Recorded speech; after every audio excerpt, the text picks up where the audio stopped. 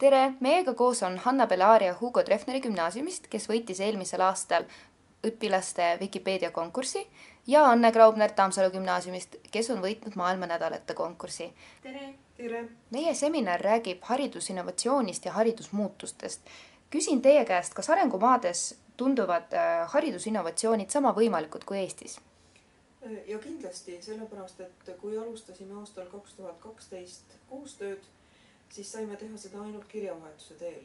Kuid nüüd juba eelmisest aastast on võimalik vahetada videosid ja ka meie sõpruskoolil on nüüd juba arvutid, kuigi mitte palju, aga on olemas ka laptop, mille abil nad saavad vaadata videosid, mida oleme üsna mitmel korral vahetanud. Vaatasime videoid ka nüüd, kui olime seal. Muidugi probleemiks oli see, et tarkvara tuleks uuendada, et arvuti hästi töötaks. Hannabel, kas sinu arvates on arengumaade õpilased ka valmis haridusmuutusteks? Ma arvan, et kindlasti on, sellepärast, et õpilased seal on väga-väga motiveeritud ja aktiivsed.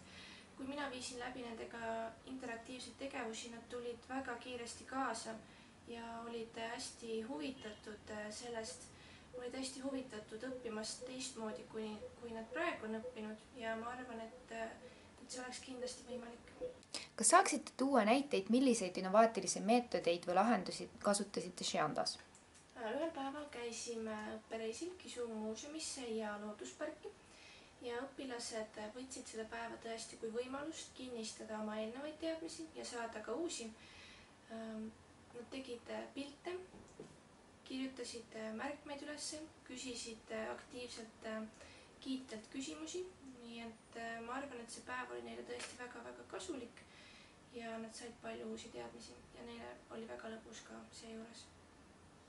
No mina võin sellise näite tuua, et kirjanduse tunnis oli mul klassis 61 õpilast. Kasutasin nendega erinevaid rollimängumeetodeid ja kasutasin Venn-diagrammi tegelaste võrdlemiseks. Pean ütlema, et õpilased said sellega väga edukalt hakkama, nad olid hästi aktiivsed ja tulid kaasa. Muidugi oli tarvis nendele mitte ainult üks kord, vaid paar korda seletada, et nad saaksid aru, mida nendelt nõutakse, aga kui tööülesanne oli selge, tuli see väga hästi välja. Mida selline auhinnareis ühele õpetajale ja õpilasele Eestist annab?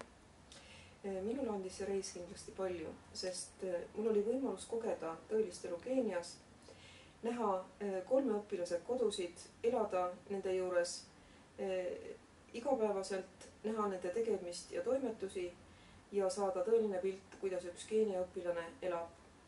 Ja tulevikuplaanid selleks on sellised, et jätkame endiselt koostööd Muuga keskkooliga.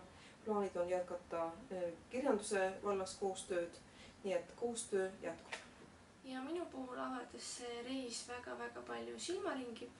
Ma nägin samuti Keenia õpilase igapäevaelu, seda, kuidas õppetöö koolis toimub ja nägin ka seda, kui motiveeritud õpilased on ja see pani mind väärtustama veel rohkem haridust, mis meil Eestis on.